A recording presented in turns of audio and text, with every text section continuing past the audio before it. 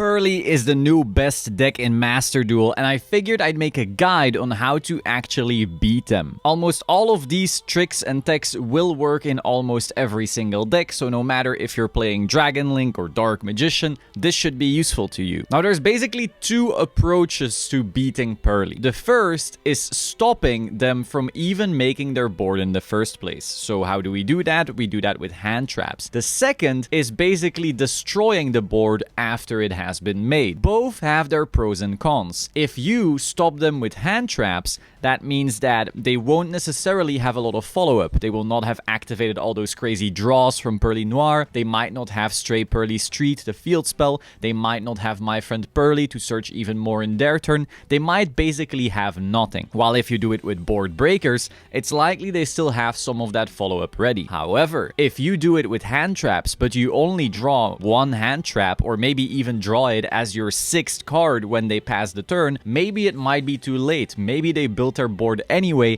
and you just minused for nothing. So you basically need to look at the risks and the payoff. Hand traps are maybe a little higher risk but higher reward, and board breakers are almost always gonna work. It's just a question of if it's gonna be enough. So the first card we can discuss in the hand trap category is DD Crow. Now, Purrely is generally not seen as a graveyard deck, but the reason it is actually extremely powerful against them is because when they activate their Purrely to Xyz with a spell from the graveyard, you can chain the DD Crow to banish that spell, and that way the Purrely does not resolve. So if they activated one of their memories, maybe Delicious Memory, which is the best one right now, and then they activate Lily to try and make a plump, you can just go DD Crow, get rid of the Delicious, and that way they might just not be able to make a board. However, there's also a con to this card, and that is the fact that if they play around it by keeping the Delicious Memory in their hand and trying to make the plump with Purrely, then the DD Crow might not do anything. And you will notice that this is how Purrely is so good. A lot of the outs I'm going to be discussing here are actually not always outs, and so the fact that Purrely can play around a bunch of hand traps makes it very, very good, but you also have to keep in mind that they can't play around all of them all the time. Next, we have Droll and Lock Bird. Now, this one is very hit and miss, and I saw some people in the comment sections already going, oh, Droll is going to be so good against Purrely, you guys. Whoa, absolutely crazy. And sure, in gold it might, but any Purrely player that actually toggles on so that they can play in their draw phase can completely play around Droll and Lock Bird very often. Now, I say often and not always because, once again, sometimes they cannot play around Droll, but they will often enough to the point where it's still annoying. You could Droll and Lock Bird them and basically have gone -1 while their entire board is still there. They can activate all those memories in the draw phase, start plussing a bunch of both Purrely and Purrely, and then they might just activate the My Friend in the main phase, do their one search, you Droll them, and now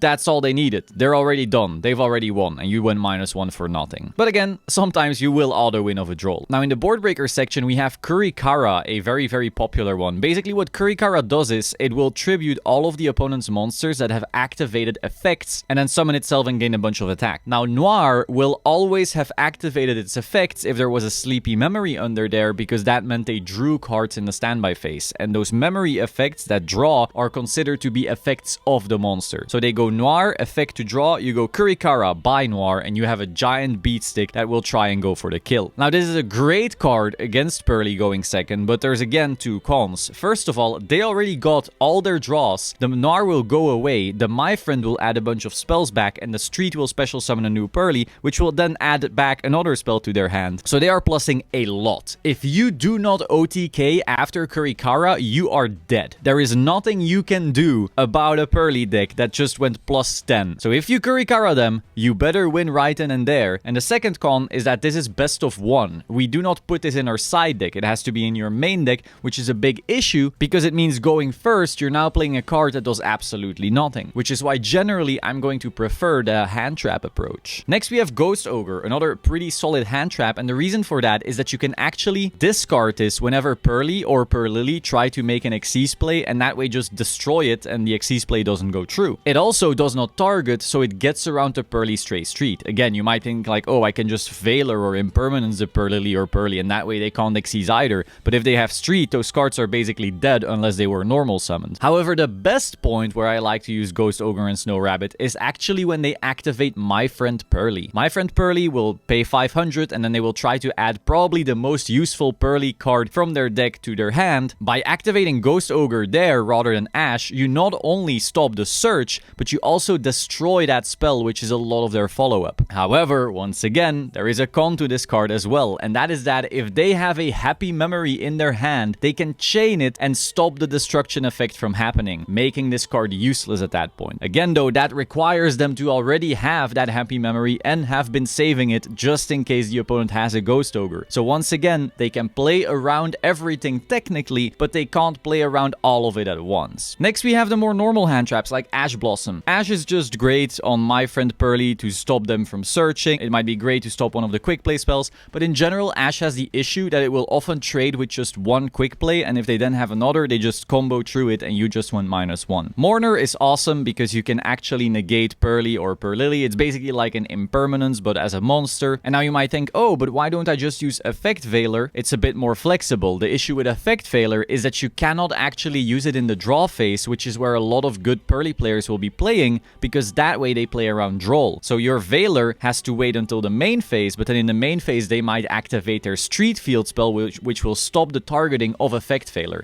making Mourner a little better. At least in the draw phase, you will be stopping them. Once again though, they can play around this, because if they go to main phase without playing in the draw phase and they activate Street, your Mourner and Impermanences are now dead. Next we have another board breaker. We have Santa Claus. This is basically a kaiju that also gives a draw. This is not a card I would personally be playing, but I did want to mention it because the OCG played this a lot at one point. The reason for that is that this summons in defense position to your opponent's side of the field, and so this way you could very freely make like Zeus plays afterwards. Another thing Purrely themselves could do is like put this to attack and then afterwards OTK through it. But overall, I do not like this card that much. I just wanted to mention it. Now the OG Santa Claus, we of course have kaijus. Once again, just like Kurikara, you're gonna be getting rid of the Purrely Noir no matter what, but you once again have the one big issue that if you do not OTK after this, they went plus 1 billion and they auto win. Another great card is Herald of the Abyss. This card will basically force the player to send the Noir away, which gets around its protection. The big issue, however, with this card is that if they have a memory set, they can chain it, special summon a Purrely, and then you still have the correct monster type and attribute to get rid of, and the Noir will just stay. Another issue is that just like with the kaijus and all the other board breakers, this card is completely dead going first, and so do you want to be playing a card that's that bad going first in the best of one scenario? I don't think so. Next we have Book of Moon. This is another potential candidate. Essentially how this works is that when your opponent activates Purrely, the trap card, and they target their Xyz to turn it into a Noir, you can chain Book of Moon or any Book of Moon type of card onto that card, set it face down, and now the leap does not resolve, so they do not get a Noir. A great thing about this is also that they do not get the draws of the Noir because the Noir was never there. So if they have 2 Sleepy Memory under their small Xyz, they will get those 2 draws.